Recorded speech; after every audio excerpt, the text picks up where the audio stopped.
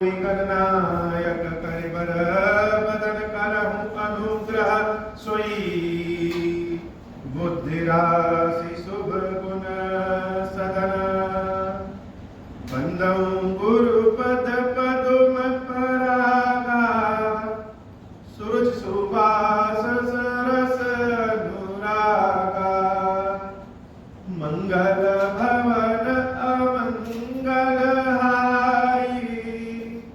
उमा सहित जहि जपत पुरारी सुमिर शिवा शिव पाई पसाऊं वरनऊं राम चरित चित चाऊं पानी ग्रहण जब कीन महेशा यहर से तब सकल सुरेशा हरि राम चरित सब आए प्रेम पुलक लोचन जल छाए कवन सो काज कठिन जग माही जो नहीं होई तात तुम पाही राम काज लगी तब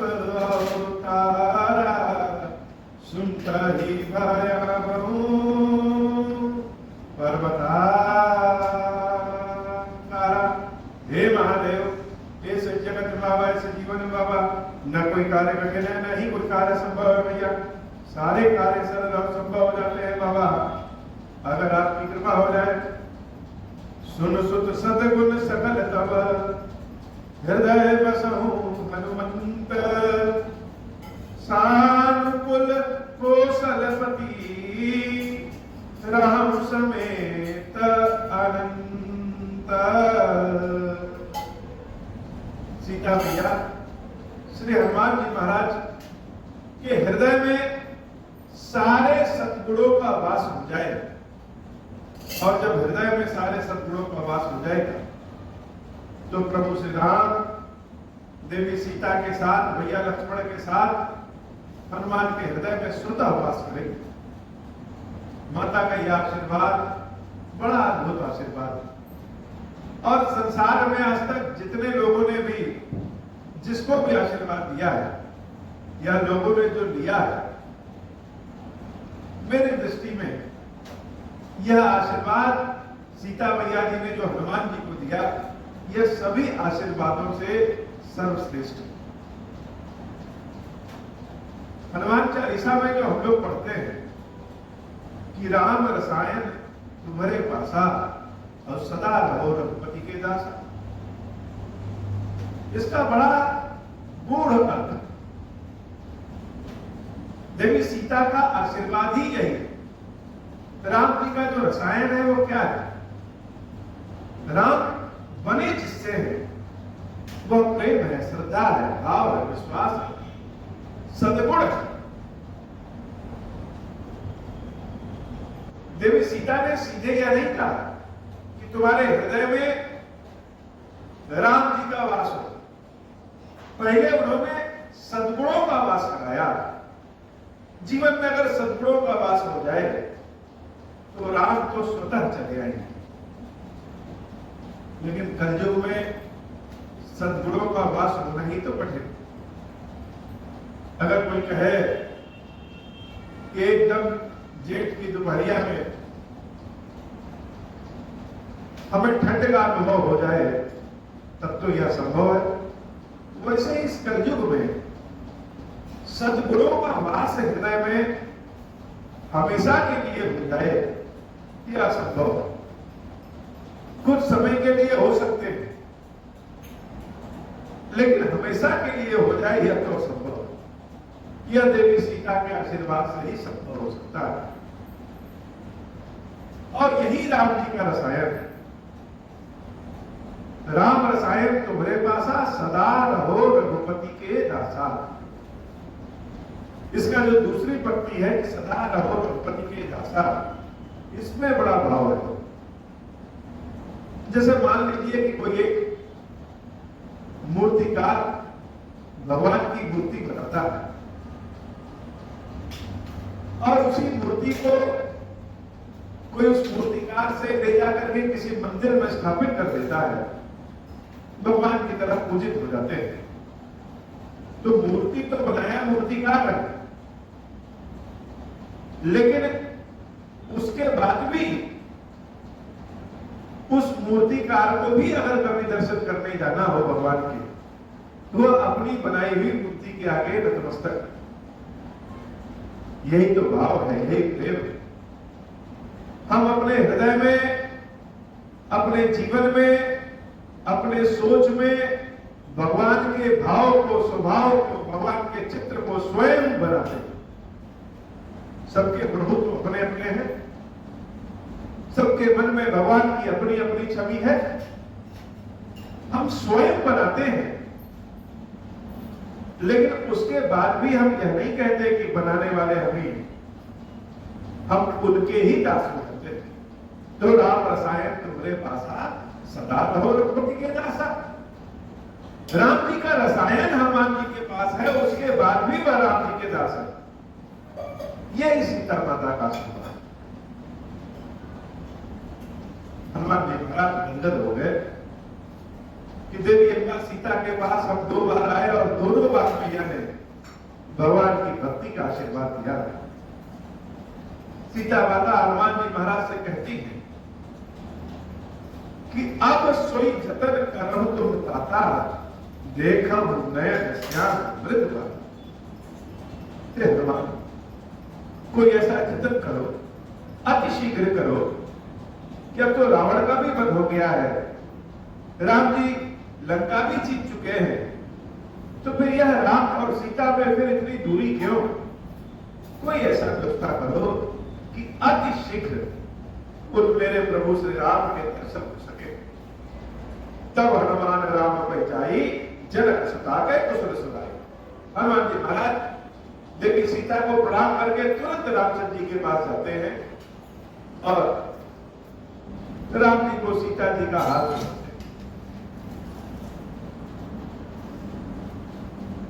पार्वती जी और भगवान शंकर की कथा अगर याद हो तो उसमें भगवान शंकर ने देवी पार्वती की परीक्षा लेने के लिए सप्तऋषियों को भेजा।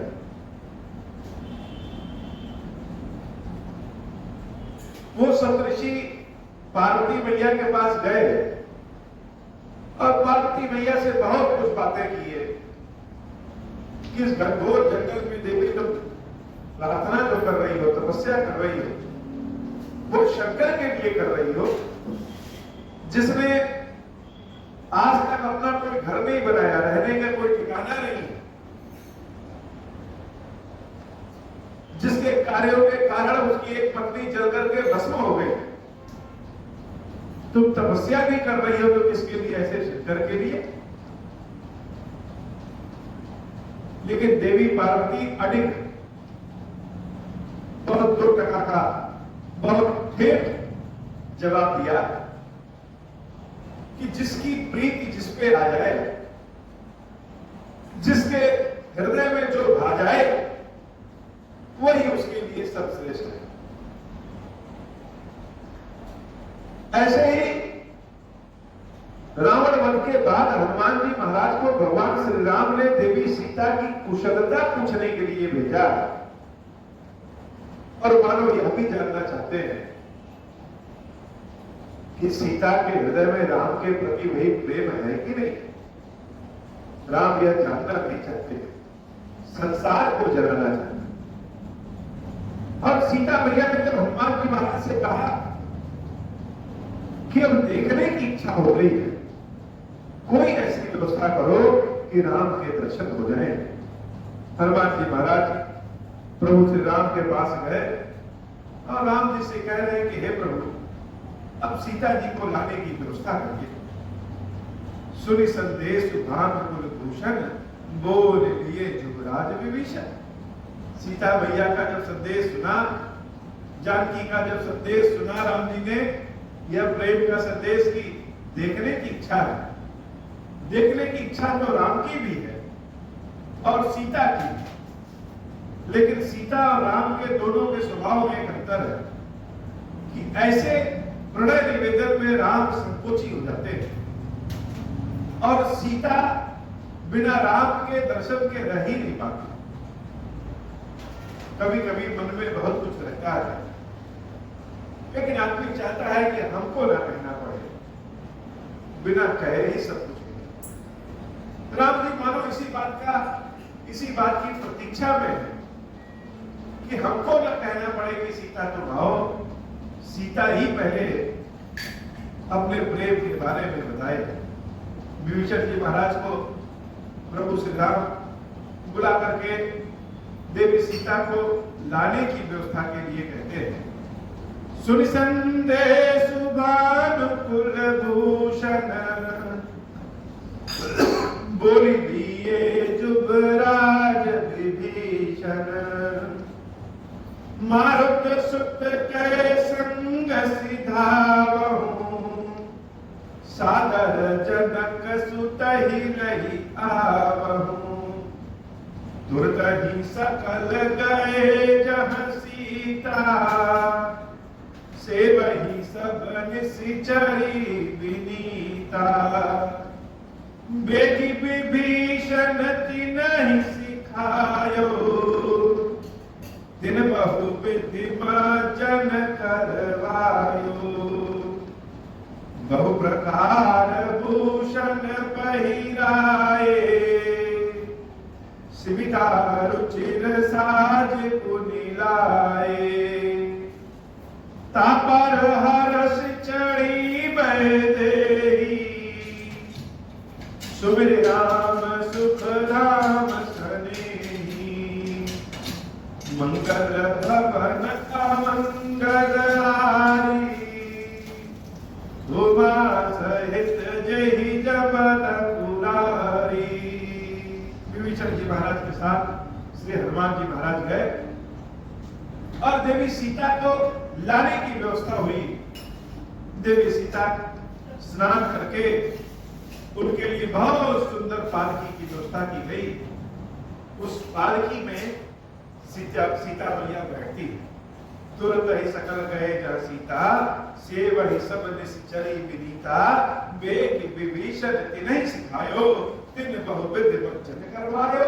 बहु प्रकार भूषण पहिराए, सेविका रुचिर साज कुनिलाए। डोली को बहुत सुंदर सजाया जाता है। हनुमान जी महाराज के साथ जब विभीषण जी महाराज जा रहे थे तो राम जी ने कहा था कि सादर जनक सुत ही लई आयो। श्री रामचरितमानस में बार बार कहेंगे कि जो शब्द जहां होने चाहिए वही रहता है। सादर सीता ले आयो नहीं, सादर जनक सुत ही ले आयो। जैसे कहने में रामचंद्र जी का भाव यह छिपा है कि जैसे जनक जी ने अपनी पुत्री को दिया था डोली में बिठा करके, भाव के साथ, उस भाव के साथ मेरे पास ले आओ। विभीषण जी महाराज ने उसी भाव के साथ देवी जानकी को डोली में बिठा करके और राम जी के पास जाने की व्यवस्था करवाता। तापर हर्ष चढ़ी में देही, सुमिर राम सुख धाम सनेही। उस डोली पे सीता वैदेही के रूप में हर्षित होकर के चलती। प्रभु ने कहा कि जनक जी की पुत्री के रूप में ले आना है। और जनक जी की पुत्री कौन है? जनक की पुत्री वैदेही। वैदेही का मतलब जिसको अपने शरीर का भी ज्ञान ना हो, ध्यान ना हो, ऐसे भाव में डूब गए हो। सीता जब राम जी से मिलने के लिए जा रही थे तो वैदेही हो गई, अर्थात इतनी खुश हो गई, इतनी प्रसन्न हो गई कि पैर कहां पड़ रहे हैं, चलना कहां है, बैठना कहां है, किस चीज से जा रहे हैं, क्या वस्त्र पहने, यह सब कुछ का आभास ही नहीं। आभास सिर्फ एक चीज का है कि अब इन नैनों को राम के दर्शन मिलने वाले हैं, राम जिससे मिलने जा रहे हैं, इसलिए तापर हर्ष चढ़ी बहने ही, वो बहने ही हर्षित होकर के डोली पे चढ़ती है और सुमिर राम सुख धाम सने, जिसके प्रेम के रंग में डूबी है, जिसके दर्शनों के लिए जा रही है, उसका सुमिरन सुमिर राम सुख धाम सने ही, बड़े स्नेह के साथ उनके नाम का सुमिरन कर रहे हो। राम कथा का सुनने का असली भाव तब है जब हम अपने आप को राम कथा से जोड़ सके।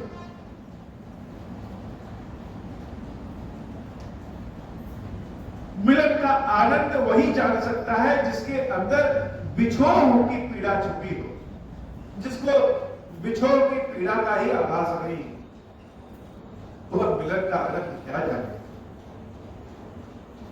सीता मैया के भीतर बिछोह की पीड़ा का दर्द है और अब मिलन का आनंद में डूब चुकी है। बेदीपान रक्षक चहुपासा, चले सकल मन पर बहुलासा, देखन भालू की सब आए, रक्षक कोपि निवारण गाए। जब डोली उठा करके, डोली लेकर के सब चले, तो उस समय की स्थिति जरा सोचिए। जिस सीता के लिए रावण जैसे प्रबल शत्रु से वह बंदर भिड़ गए, लड़ गए, आज उन सीता के दर्शन होने वाले हैं। तो जब सीता मैया को डोली से लेकर के आया जा रहा था, तो दोनों ओर किनारों पे भालू बंदर अपनी माता का दर्शन के लिए खड़े हो गए, लालायित हो गए कि जिन माता सीता के लिए हम लोगों ने युद्ध किया, वो सीता मैया है कैसी। नाम तो बहुत सुना, चर्चा बहुत सुना, आज जरा देख ले, हनुमान जी महाराज के अलावा सीता मैया को कौन देखा है वानरी सेना में? कोई नहीं देखा। तो सब क्या किए, अपने स्वभाव, अपने शरीर का स्वभाव तो रहेगा ही, वो कहां जाएगा। अगर हम मनुष्य हैं तो हम अपने मन से चाहे कितने भी मजबूत हो जाएंगे, लेकिन जो शरीर का स्वभाव है वो तो रहेगा। मन बुद्धि अपने शरीर के पार्श्विक स्वभाव को दबा करके देवत्व के स्वभाव को उभारता है, लेकिन फिर भी जो शरीर का स्वभाव है वह तो रहेगा ही, वह तो नहीं जाएगा। हम कितना भी सच संवर लें, लेकिन शरीर का स्वभाव है कि गर्मी में पसीना निकलना है, वह तो निकलेगा ही। ऐसे ही बांदरों का एक स्वभाव है, वो कितने भी गुणी हो जाएं, बुद्धिमान हो जाएं, लेकिन जो उनके शरीर का स्वभाव है वो तो नहीं जा सकता। छल कपट से दूर देवी सीता के दर्शनों के लिए सब ऐसे ऐसे झांक रहे हैं और सब बहुत निराश हो गए कि सीता मैया के दर्शन नहीं हो रहे। जो डोली है, उस डोली में माता बैठी है और पर्दा लगा हुआ है, कभी हवा चल रही है तो पर्दा हिल जा रहा है, छोटा सा हल्का सा दर्शन हो जा रहा है, दर्शन हो नहीं पा रहा। और तो वो बानर जब दौड़ करके उस डोली के पास जाते, तो जो सब डोली के रक्षक है वो डंडा लेकर के सबको मारने लगते। डंडा लेकर के जब बानरों को मारने लगते, यह समय तो बड़ा गड़बड़ है। प्राय यही होता है कि जो लोग किसी देश को आगे बढ़ाने में, किसी संस्था को आगे बढ़ाने में, किसी दल को आगे बढ़ाने में, किसी राज्य को आगे बढ़ाने में खून पसीना पाप पुण्य सब कुछ न्यौछावर कर देते हैं, संघर्ष के दिनों में अपना सब कुछ दे देते हैं,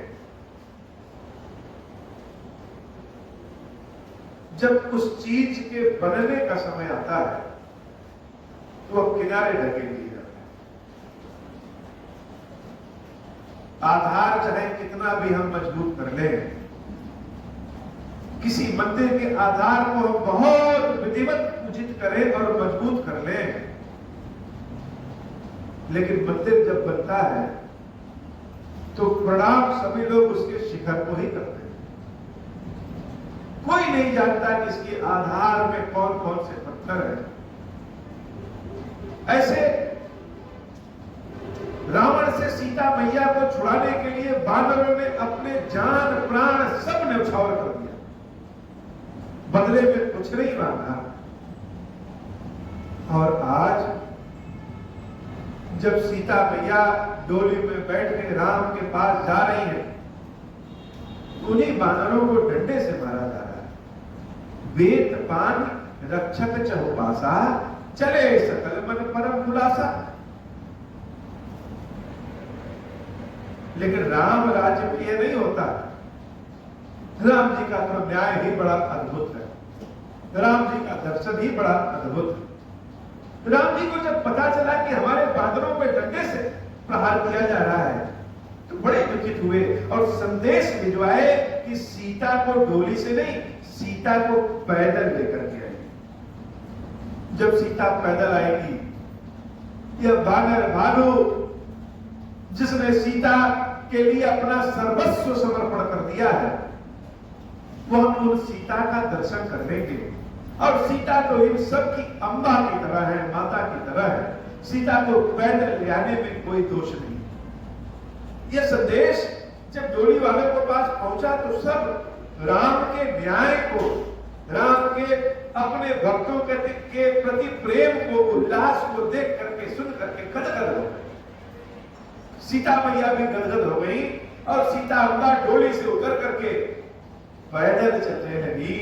और जब सीता पैदल चल रही है तो जरा इस समय का दर्शन करके सोचिए कि कैसा होगा कि लंका के सड़कों पे सीता मैया पैदल चल रही है और चारों ओर सारे वानर सेना जय सीताराम जय सीताराम जय सीताराम कर रहे हैं और सीता मैया पैदल चली आ रही है। इस दृश्य को सोच करके रोम रोम जैसे जागृत हो जाते हैं, खड़े हो जाते हैं। क्या अद्भुत समय है। हम सबके अनेक जन्म हुए हैं और उसमें से कोई एक जन्म तब भी हुआ होगा, उन बानरों से में से हम भी कोई एक बानर रहे होंगे जब सीता मैया पैदल चल करके राम जी के पास जा रही है और हम देख रहे हैं। चले सकल मन परम हुलासा, बड़े हर्षित हो गए, आनंद के भाव में उछलने कूदने लगे। देखन भालू की सब आए, रक्षक कोप निवारण धाए, कह रघुवीर कहा मम मानहु, सीता ही सखा पया दे आनहु, देखहु कपि जननी की नाई, बिहसी कहा रघुनाथ गुसाई, सुनि प्रभु बचन भालु कपि हर्षे, निभते सुरन सुमन बहुवर्षे, सीता प्रथम अनल बहुराती, प्रकट कीन चहुमंतर साखी। सीता मैया पैदल आने लगी, देवताओं को भी उनका दर्शन हो गया। देवता लोग आसमान से पुष्प बरसा रहे हैं और सारे बानर भालू अपनी अम्बा सीता मैया को देख करके गदगद है, प्रसन्नचित्त हो गए। युद्ध लड़ना सफल हो गया। सीता मैया सीताराम के नाम के बीच में राम की ओर चली आ रही है। अब प्रभु श्री राम दूर खड़े होकर के अपनी जानकी को निहार रहे हैं। माता सीता जब पास आई, चारों ओर हर्षोल्लास है।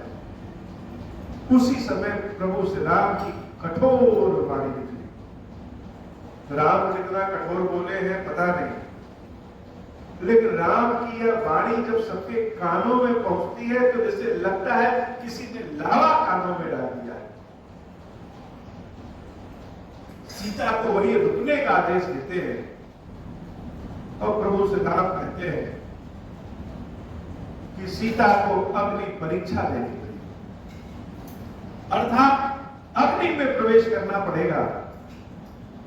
अगर यह तन मन से शुद्ध है तो नहीं जलेगी, और अगर इनके तन और मन में अशुद्धि आ गई तो अग्नि में जल जाएगी। रावण के पाप वाले लंका में इनका वास है, तो सीता को अग्नि परीक्षा देनी ही पड़ेगी। सारे देवता लोग, वानर भालू लोग आज तक राम जी के इस रूप को नहीं देखे थे।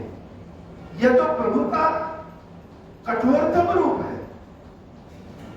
सीता की अग्नि परीक्षा, यह कैसे संभव है? सीता प्रथम अनल बहुरागी प्रकट की निचह अंतर साखी, तेरी कारण करुणा ने दे कहे कछुक दुर्बार, सुनत जात भानी सावधानी करे विषाद।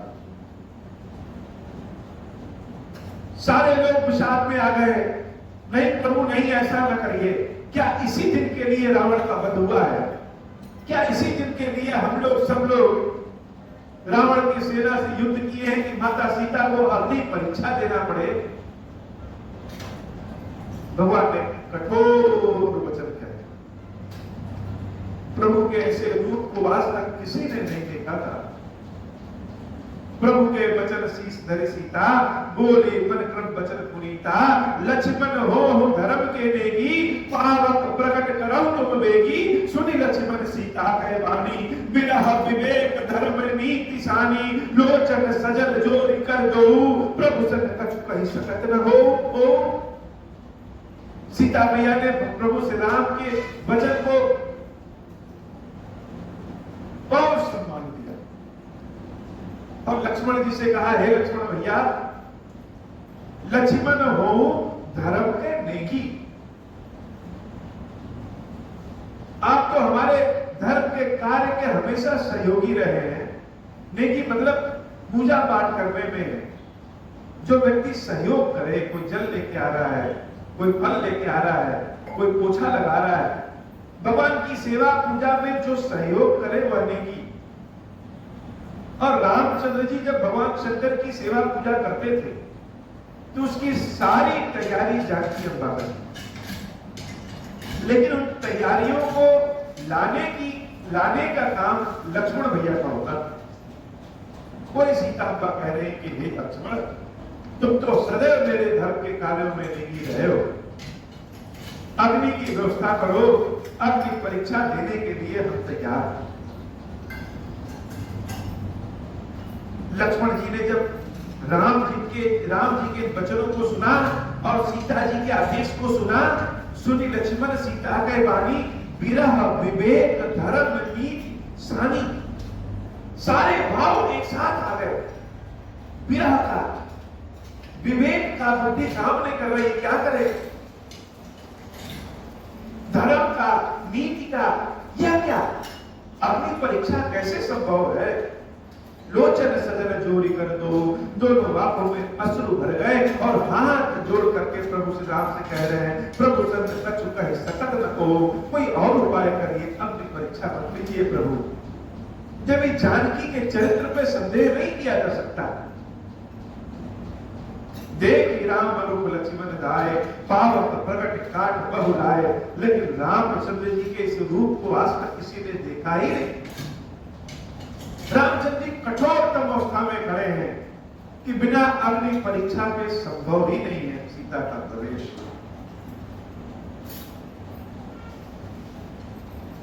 लक्ष्मण भैया लकड़ियों की व्यवस्था करते हैं और अग्नि प्रज्वलित कर देते हैं। सारे लोग अपने अपने हृदय को थामे खड़े हैं। ऐसा दृश्य देखने जा रहे हैं जिसके देखने की कल्पना भी कभी किसी ने नहीं किया था, और सीता के प्रति देखना हो कभी नहीं। अग्नि प्रज्वलित हो गई। सीता मैया के हृदय में न कोई भय है और न ही हर्ष। हृदय हर्ष नहीं भय कछुते ही। और मैया अम्बा सीता उस अग्नि में प्रवेश कर जाती। प्रवेश करने के पहले हाथ जोड़ करके कहती हैं, जाओ मन बचक्र ममपुर माही, तज रघुबीर आन गति नाही, तौ किसान सब कह गति जाना, मोह कहूं हो श्रीखंड समाना। हे अपनी देव, अगर इस सीता ने मन से, वचन से, कर्म से सदैव राम जी को ध्यान में रखा है, सदैव राम का सुमिरन किया है, सदैव राम के बिछोह में जिया है, अगर मेरा सत्य प्रेम सत्य है, मेरे मन में राम को छोड़ के और कोई नहीं है, तो हे अग्नि देवता, मुझे आगे के जीवन अपने प्रभु श्री राम के साथ जीने की इच्छा है। इसलिए अगर मेरा प्रेम, मेरी भक्ति सत्य है, तो आप चंदन की भांति शीतल हो जाइए। तौ किसान सब कह गति जाना, मोह मोह कहो श्रीखंड समान। मेरे लिए आप चंदन की भांति शीतल हो जाइए। और देवी अम्बा सीता उस अग्नि में प्रवेश कर जाती है। श्रीखंड सम पावक प्रवेश कियो सुमेर प्रभु मैथिली, जय कोसलेश महेश बंदित चरण रति अति निर्मली। और जब प्रवेश करती है तो इधर से प्रवेश करती है और उधर से एकदम निर्मल स्वरूप में सीता अम्बा अग्नि से बाहर निकल जाती है। और जब अग्नि से बाहर निकलती है तो जितने लोग खड़े हैं जब सीता अम्बा को देखते हैं तो फिर सब हर्ष की भाव से आनंदित हो जाते हैं। रोम रोम सबके खड़े हो गए। सीता मैया प्रतिबंब अरुलौकिक कलंक प्रचंड पावक महुजरे। उस अग्नि में सारे लौकिक कलंक जल करके भस्म हो। आज भी लोग राम पे हमेशा उंगली उठाते हैं कि सीता की अग्नि परीक्षा लिए, सीता की अग्नि परीक्षा लिए। और राम के दोषों को ढूंढते। बड़ा भारी प्रचलन हो गया आज। जो अपने आप को ज्ञानी मानते हैं, जो अपने आप को सहिष्णु मानते हैं, जो कहते हैं सर्व धर्म सर्व जाति का भाव देखते हैं, ऐसा जो ज्ञान देते हैं, वह रावण में गुण और राम में अवगुण ढूंढते। रावण में उनको अनेक गुण दिख जाते हैं और उसी तरह से राम में अनेक अवगुण दिख जाते हैं। उन अवगुणों में एक अवगुण यह भी कि सीता की अग्नि परीक्षा हुई, राम की क्यों नहीं अग्नि परीक्षा? राम जी तो भगवान शंकर के सेवक हैं और जैसा स्वामी होता है सेवक भी वैसा ही होता है। जैसे भगवान शंकर ने हलाहल विष को पी लिया, अपने गले में रख लिया और संसार को बचा लिया, वैसे ही रामचंद्र जी ने इस कलंक के विष को स्वयं पी लिया और देवी सीता को बचा दिया। इसी अग्नि परीक्षा की देन है कि पापी से पापी मनुष्य भी सीता पे उंगली नहीं उठाता है। राम पे भले लोग उंगली उठाते। अगर यह अग्नि होती, अग्नि परीक्षा होने के दो कारण। पहला कारण तो यह है कि अगर कथा का ध्यान है तो अरण्य कांड में अग्नि को देवी सीता को समर्पित कर दिया था प्रभु श्री राम ने और छाया सीता को अपने पास बुला लिया था। आज उसी छाया सीता को अग्नि को समर्पित करना है और असली सीता अग्नि से बाहर निकली। एक तो यह कारण। दूसरा कारण यह जो लौकिक कारण है कि अगर सीता का अग्नि परीक्षा प्रभु श्री राम न लिए होते तो आज हर उंगली सीता के ऊपर उठी। लेकिन सच्चाई यह है कि उंगली राम की ओर भले उठ जाती है। लोगों के कठोर वचन आज भी राम सुनते हैं, लेकिन सीता राम की छाया में सदैव प्रसन्नचित्त रहती है, निष्कलंक रहती है। भगवान शंकर वही कह रहे हैं कि पार्वती प्रतिबिंब अरुलौकिक कलंक, जो प्रतिबिंब सीता है वह और जो इस संसार का कलंक है वह प्रचंड पावक महुजरे, उस भीषण अग्नि में जल के भस्म हो जाते हैं। प्रभु चरित काहु न लखे नभसुर, सिद्ध मुनि देखहि खरे, सारे सिद्ध मुनि ऋषि मुनि खड़े हैं, लेकिन भगवान की इस लीला को कोई जान समझ नहीं पाया। धरि रूप पावक पानी गहि श्रिय, सत्य श्रुति जग विदित जो।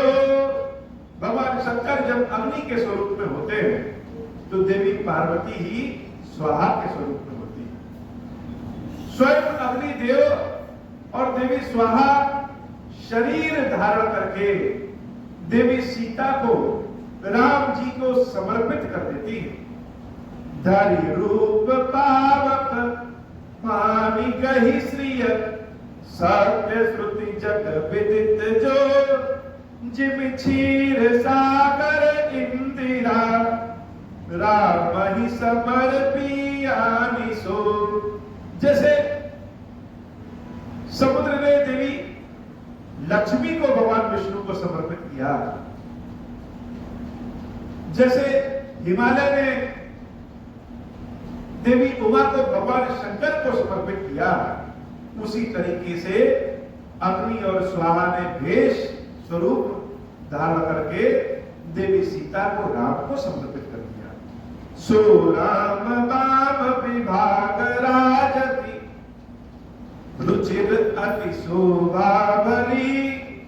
नवनील नीरज निकट मानहु, कनक पंकज की करी।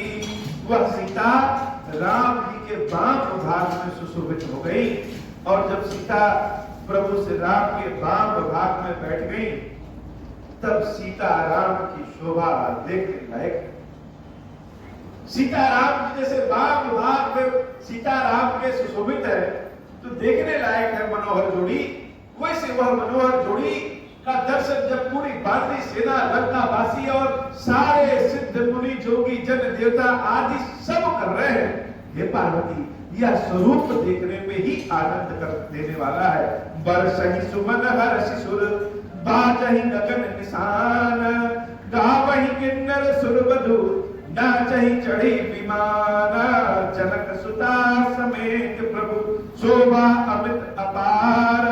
देखि बालक बिहर्षे, जय रघुपति सुख सार। मंगल भवन अमंगल हारी, उमा सहित जहि जपत पुरारी। तब रघुपति अनुशासन पाई, मातल चलो चरण सिरुनाई। आए देव सदा स्वारथी, वचन कहि जन पर पारथी। दीन बंधु दयाल रघुराया, देव कीन देवन पर दाया। विश्व द्रोह रत यह खल कामी, निज अग गयो कुमारक नामी। तुम समरूप ब्रह्म अविनाशी, सदा एक रस सहज उदासी। अकल अगुण अज अनज अनाम, अजित अमोघ शक्ति करुणामय। मीन कमठ सुकर नर हरि, वामन परशुराम बपुधारी। जब जब नाथ सुरन दुख पाय, नाना तन धरि तुम्हि नसायो।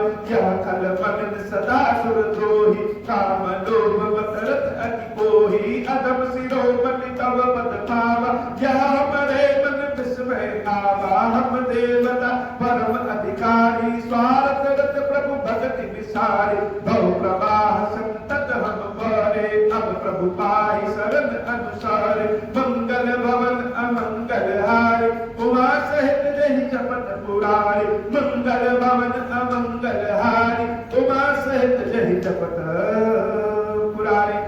करि बिनती सुर सिद्ध सब, रहे जहता कर जोरी। अतिश प्रेम तन पुलक विधि, स्तुति करति बहोरी। मंगल भवन अमंगल हारी, उमा सहित जहि जपत पुरारी। बाग भाग में विराजित सीता के साथ राम जी जब दर्शन देते हैं सबको, देवता लोग आकर के रामचंद्र जी का, सीता राम जी का गुणगान करते हैं और प्रणाम करके फिर अपने अपने धाम को समझाते हैं। हे बाबा, आज की कथा इतनी। श्री खीरेश्वर महादेव जी, खीरेश्वरी मैया जी हम सब के ऊपर बाबा कृपा कीजिए। अब हो प्रसन्न प्रभु मोह पर, नाथ दीन पर नेहु। निज पद भगति देहु प्रभु, भूलि दूसर बर देहु। तब माया वश जीव संतत बिरहि बुलाना, हम पर क्रोध न करिय प्रभु, कृपा सिंधु भगवान। शंकर दीन दयाल, अब हम पर हो कृपाल। साप अनुग्रह हुई जय विधि, नाथ धोरहि काल। दीन दयाल विरुद्ध संभारी, हरहु नाथ मम संकट भारी। जय विधि होई नाथ हित मोरा, करहु सुबेगी जानि दास मैं तोरा। राम राज बैठे त्रैलोका, हर्षित भय गए सब शोका। जे सकाम नर सुनहि जे गावहि, सुख संपत्ति नाना विधि पावहि। जो इच्छा करिहु मन माहि, हरि प्रसाद कछु दुर्लभ नाहि। मंगल भवन अमंगल हारी, उमा सहित जही जपत पुरारी। बोले श्री खीरेश्वर महादेव की, खीरेश्वरी मैया की सदा ही जय हो। खीरेश्वर हे भगवान शंकर, आप ऋण पातक दुर्भाग्य और दरिद्रता की निवृत्ति के लिए तथा संपूर्ण पापों का नाश करने के लिए मुझ पर प्रसन्न होइए। मैं दुख और शोक की आग में जल रहा हूँ, संसार भय से पीड़ित हूँ, अनेक प्रकार के रोगों से व्याकुल और दीन हूँ। खीरेश्वर मेरी रक्षा कीजिए। देव देवेश्वर, सबको निर्भय कर देने वाले महादेव जी, मेरी इसकी हुई पूजा को पार्वती जी के साथ ग्रहण कीजिए, मेरा मंगल करिए। महादेव शिव शंभो, महादेव शिव शंभो, महादेव शिव शंभो। ओम श्री राम।